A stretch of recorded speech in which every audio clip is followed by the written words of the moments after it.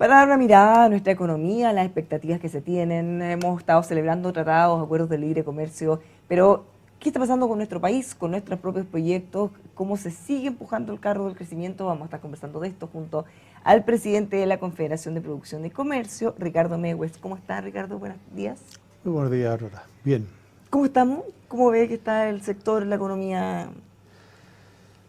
Siempre hay preocupación y más aún lo que nos dice el Banco Central hace un par de semanas atrás, ¿no es cierto?, que la proyección tendencial está del orden del 1,8% y eso implica que las políticas públicas no se pueden desarrollar y ese es un problema. Y lo venimos reiterando hace ya mucho tiempo, la falta de inversión, de nuevas inversiones que realmente den vuelta la aguja en ese sentido, es claramente un tema que tenemos que abordar, que el gobierno debe promover e incentivar, incluso desde el punto de vista tributario. Yo creo que ya ha pasado tanto tiempo que tenemos que salir un poquito del cajón y promover otras ideas, otras iniciativas que permitan además mejorar la productividad del país, que convengamos, no es un tema de este gobierno, son 12 años ya que vamos a completar sin mejoras en la productividad. Entonces tenemos que buscar alternativas distintas, mejores, y una de las que yo planteaba hace unos días atrás, a propósito del tema de la región del Biobío, ayer se cierra definitivamente Huachipato. Bueno, ¿qué pasa con los recursos del royalty minero que van a las regiones, por ejemplo? ¿Por qué no se generan a partir de esos recursos hub tecnológicos? Hay mucha capacidad humana para liderar proyectos de esa naturaleza y además entonces se aprovecha con recursos del CENSE para capacitar personas que puedan transformar su conocimiento en otras industrias. Ahí hay cosas que hacer, pero para eso hay que también salir un poquito de la caja. ¿Se está dimensionando realmente la situación? Porque uno escucha a las autoridades, habla del año del despegue, pero vemos que los indicadores no dicen eso, la inversión tampoco, y el mismo Banco Central fue más pesimista en este momento. Bueno, decir que podemos crecer 1,8% tendenciales. ¿Qué más pesimista que eso podemos tener? Los números son los números y yo creo que a partir de ahí tenemos que construir políticas públicas que nos permitan entonces mejorar de cara en el largo plazo el desarrollo de Chile, porque de lo contrario esto tiene un efecto muy potente en las personas más vulnerables, en el empleo, en la esperanza de las personas que buscan, ¿no es cierto?, mejorar sus condiciones de vida a través de nuevos puestos de trabajo con mejores condiciones salariales, y eso es lo que nosotros también queremos, que efectivamente el desarrollo económico nos lleve a eso. El gobierno ha puesto sobre la mesa prioridades legislativas y ha hablado de volver a poner, y va a presentar de hecho los próximos días, un nuevo proyecto de condonación y de cambio del CAE y la eutanasia. ¿Cómo lo ven ustedes? Porque se ponen estos nuevos temas, pero todavía no resuelven los anteriores, pensando en permisología, por decir uno. Mira, yo creo que aquí, más allá que los temas se puedan discutir, pero a nosotros nos interesan los focos. Y en materia del CAE, por ejemplo, volvemos a poner ese tema en discusión cuando, ¿qué nos pasa a nivel primario de la educación? Yo creo que no hemos dimensionado y no hemos puesto el foco entre el año 1 y el año 9 de vida de nuestros niños. Y ahí es donde se genera la principal fase, ¿no es cierto?, de generar los mecanismos en el cerebro para que esos niños después puedan poder mejorar también sus propios indicadores en materia educacional. Yo creo que el foco deberá estar ahí y no tanto en la educación superior, que es un problema también que tenemos, es una promesa de campaña del presidente, es cierto, pero de repente, bueno, los recursos son limitados y ahí entonces uno tiene que focalizar donde es realmente necesario. También se ha prometido un subsidio por el tema de las cuentas eléctricas. Bueno, de nuevo, focalicemos donde realmente hay que llegar con esos subsidios de tal forma que los más vulnerables sean los que realmente se les apoye en esas materias. Bueno, en esa línea, hoy día en el Mercurio viene una carta de 3 ministros, ministro Pardo, una ministra de Desarrollo Social, y una subsecretaria en que, no, dos ministros, en que le critican, dicen cómo se puede analizar la realidad sin tener claras las cifras, y ellos hablan que cerca de la mitad del país está en el 40% más vulnerable. ¿Qué le parece a usted? Bueno, que le contesten, lo que le digan y lo que menciona el contenido también de esa carta. Mira, yo más que entrar a ver la carta en sí, volvemos al tema de la inversión y del crecimiento. Si nosotros realmente podemos crecer a tasas que, y no las digo yo, sino que cualquier economista va a decir que crecer sobre el 3, el 4%, el propio presidente de la República señalaba que él no se conformaba con crecer al 2, sino que tenía que ser muy por lo superior. Eso da para generar mayor movilidad social, mayor empleo y por lo tanto mayores remuneraciones. Y con eso automáticamente tú bajas la necesidad de estos subsidios, ¿no es cierto?, a las personas vulnerables. El foco debiera estar ahí. Y en particular, ¿no es cierto?, con este impuesto que se está generando a los PMDG, ¿no es cierto? Bueno, hoy día también sale el exministro Briones diciendo que es un impuesto encubierto. Y claramente cuando tú le pones un impuesto a una actividad en particular, más allá de que esté subvencionado, más allá de que si uno analiza la política pública puede ser discutible si es buena o mala, pero el día de mañana le puedes poner un impuesto a otro sector y así vamos entonces poniendo el impuesto a distintas actividades económicas. Nos parece que primero hay un tema constitucional, claramente, y segundo, bueno, si empezamos a ponerle impuestos a cada actividad económica per se, puede ser un muy mal presagio del futuro de nuestro país. Ahora, vamos a profundizar en eso, pero él quiere verse la carta y que le escriban un ministro tan importante. Bueno, ellos tienen su opinión, hay una fórmula ahí que detallan cómo se llega a esa cantidad de gente. Bien, yo no voy a entrar a cuestionar cómo se llega a esa fórmula. A mí lo que me interesa es que aquí hay recursos limitados y hay que poner focos. Focos que con los recursos que hay y sin restarle a las prioridades que hoy día tiene la gente, que es seguridad, que es crecimiento económico, que sin lugar a dudas que es salud y las listas de espera, porque aquí no se trata de cambiar una cosa por otra. Entonces, bueno, hay cosas que hay que dejar de lado, que no son esas, y claramente buscar cómo se puede financiar entonces. Yo incluso ayer hablaba de eventualmente un bono soberano a 20 años, 25 años, ¿no es cierto?, que habrá que analizarlo y los técnicos tendrán que ver si eso es factible o no para hacer esta operación de subsidio. Habrá que ver, pero creo que conceptualmente si empezamos a subsidiar por cada una de los problemas que tiene la gente, los recursos no dan, si los recursos son finitos. Bueno, esto de alguna manera se desvía la discusión, porque por un lado es qué subsidios y a quiénes. Y ahí está en esa discusión lo que puede ser la carta. Pero otro punto muy importante es de dónde se saca la plata para ese subsidio. Porque acá no estamos hablando que sería plata del Estado, estamos hablando de plata que se la sacaría a la empresa privada. Entonces, claro, tal como decía el exministro Briones y usted, eso podría ser un impuesto encubierto. Pero, y el debate que teníamos previo, se cambian las reglas del juego. Hay contratos firmados. O sea, esto no es pensando en futuro, no es que les van a cobrar un impuesto desde ahora con contratos nuevos. Acá hay contratos firmados, cosas que ya están listas, que ya están trabajando y que le van a cambiar las reglas. ¿Cómo usted eso? Porque no es menor. Podrían demandarnos internacionalmente incluso. Bueno, ese es uno de los grandes problemas que hemos planteado. Y claro, me preguntaron también que aquí hay grandes fondos de inversión, pero también hay empresas pequeñas. Hay empresas pequeñas que son chilenas, que han invertido también en estas generadoras, mini generadoras, ya sea hídricas o incluso solares. Bueno, pero independiente que sean grandes o chicas, por eso o sea, si se les garantizó por contrato una ganancia, aunque sean muy grandes, igual se está vulnerando un contrato. Igual se está vulnerando y claramente al cambiar las reglas del juego, ¿qué es lo que estamos mostrándole al mundo? Que Chile no es un país confiable en el largo plazo. Y cuando vamos a la gira, y esa es una preocupación que también nosotros hemos planteado, y uno ofrece a Chile como un país donde se puede invertir, que es un país estable en el largo plazo.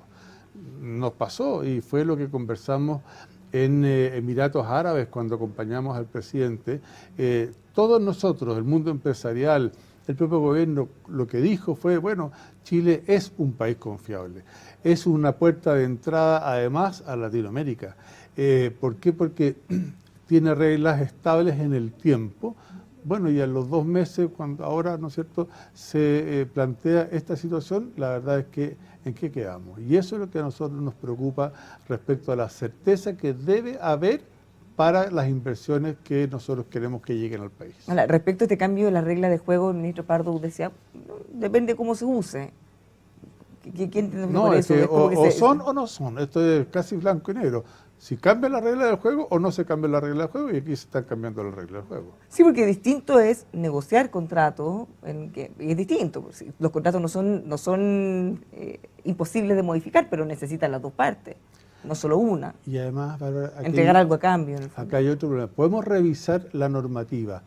Los países cambian, ¿no es cierto? Pueden haber condiciones que nos lleven a revisar todo lo que se ha hecho hacia atrás, inclusive si esta política pública fue buena o fue mala, que se negocie. Yo en eso no tengo ningún problema, porque probablemente y a la luz de una situación en un momento determinado que se requería que entraran varios actores, ¿no es cierto?, a la generación eléctrica, bueno, se estableció esta política.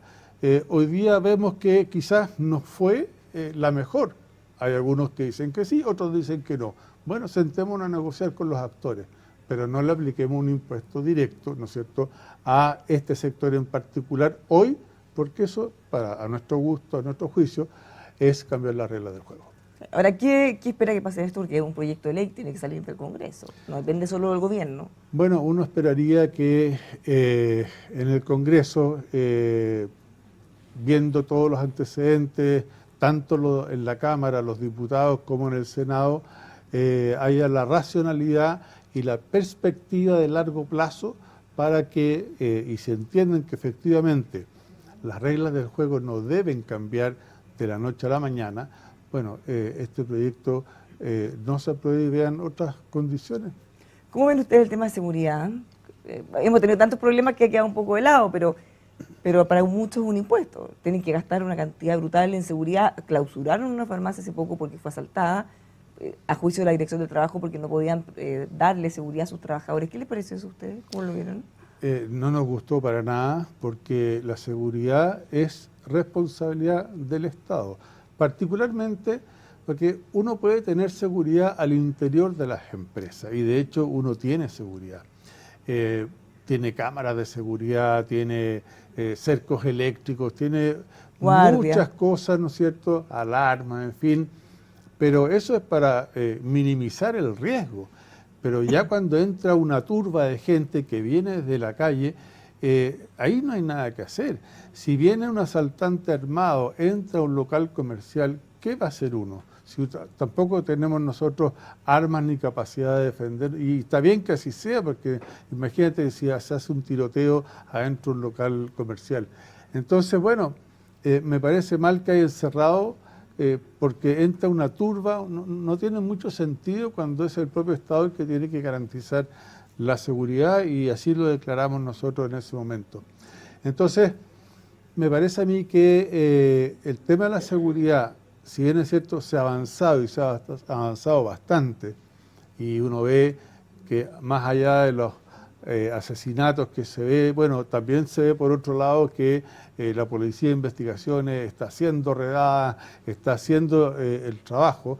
Creo que hay leyes en el Congreso que todavía tienen que despacharse, y aquí hay que darle velocidad a todo ese trabajo legislativo, urgencia a algunos proyectos que el Congreso tiene que trabajar aceleradamente también para sacarlas adelante. Bueno, en esa misma línea, como dice usted, todos los comercios tienen seguridad. El punto es que ¿qué se puede hacer frente a una turba de 11 personas? Porque si va a haber un combate cuerpo a cuerpo, tendría que tener 20 guardias. No, contra eso no se puede hacer nada. Hay que, ojalá si uno alcanza a cerrar la cortina para que no entren, y así todo, porque sabemos que las turbas muchas veces vienen con estas sierras con batería, ¿no es cierto?, y que rompen todo. Pero ante eso no hay nada que hacer. ¿Qué otras cosas los tienen preocupados o están mirando? Tema de inversión, por ejemplo. Bueno, es que la seguridad o la falta de seguridad evidentemente va asociada a un cuestionamiento, ¿no es cierto?, de la inversión. Es cierto que Chile todavía, si lo comparamos con países de la región, es un país más seguro que otros países. Pero si nos comparamos con el Chile de hace 10 años atrás, ¿no es cierto?, bueno, cambió y cambió para peor. Entonces tenemos que recuperar los estándares. El otro día leía que, bueno, es muy difícil hoy día combatir contra el crimen organizado y habrá que ver las mejores instancias, lo que se ha hecho en Italia. Una parte, ¿no es cierto?, tiene que ver con la construcción de cárceles segregadas para que los delincuentes de las bandas criminales efectivamente lleguen a esas y no se junten con quien delinque por primera vez, por ejemplo. Pero aquí tiene que haber inteligencia para que podamos ir sobre las bandas criminales, cómo se financian, cómo realmente poder trabajar en conjunto con los países que limítrofes, ¿no es cierto?, porque estas bandas además son de carácter multinacional. Entonces hay todo un trabajo que hacer. Aquí el mundo tiene que estar asociado para abordar este problema criminal, porque realmente es un tema multinacional, ¿ah? Y así lo debemos ver, así lo debemos abordar, porque claramente esto nos está sobrepasando y eso significa que al final del día, y yo creo que hoy día lo estamos viendo en Santiago o en Chile, en las distintas regiones, que la gente, el otro día estuvimos en Iquique, Bárbara, y resulta que la gente a las 7 de la tarde se esconde en sus casas. Y eso no puede pasar. Uno tiene que tener la capacidad de circular libremente. Entonces, si eso lo llevamos al nivel de las inversiones, en la matriz de riesgo que hacen los empresarios para decir, bueno, ¿dónde voy a invertir? Claro, el tema de seguridad pasa a ser un ítem más alto a considerar al momento de invertir. Y eso puede decir si invierto acá o no invierto acá. Como te digo, ¿estamos mejor que otros países? Sí, pero estamos peor que lo que era Chile hace 10 años de todas maneras. Claro, vale la pena compararnos con otros países tan peores, es como ganar por secretaría. Por eso que te digo que yo prefiero compararme con el Chile hace 10 años, ¿no es cierto? Y tenemos que tomar las medidas que nos permitan realmente invertir con seguridad. No, ustedes han tenido que hacerse expertos en temas de seguridad. Y lo que se invierte en seguridad en el sector privado son del orden de los 2.000 millones de dólares anuales. Y eso tú me preguntas, ¿es otro impuesto? Claro que es otro impuesto. Si la seguridad es de cargo del Estado. Un impuesto invisible. Claro. Ojalá lo pudiéramos descontar de lo que pagamos a las empresas, ¿no es cierto? O sea, claramente así como va la cosa, es un factor preocupante. ¿Esperan que mejore? ¿Esperan algún giro en el corto plazo? Yo espero que sí, porque creo que el trabajo que se ha estado haciendo, y como te decía, si salen las leyes que están en trámite en el Congreso Nacional, esto tiene que mejorar.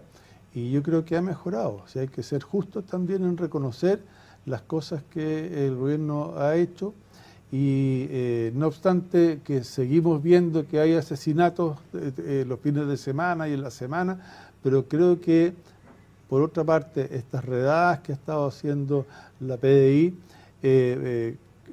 son fruto de que se ha estado haciendo el trabajo. Entonces me parece a mí que hay que intensificarlo, sí. No podemos, por ejemplo, en la macrozona sur, ¿no es cierto?, seguir con estados de excepción. Ahí hay que, en la redada que hicieron el otro día, ¿no es cierto?, bueno, creo que hay que seguir en esa línea porque adentro hay terroristas, hay bandas criminales asociadas al narcotráfico y hay que entrar a buscar a esas personas que normalmente están identificadas, capturarlas y someterlas a proceso. Ese es el paso que tenemos que ir dando con los especialistas, con las policías. Creo que por ahí tenemos que mirar el camino. Y eso yo creo que es el paso que sigue, pero tenemos que reconocer que se ha ido avanzando.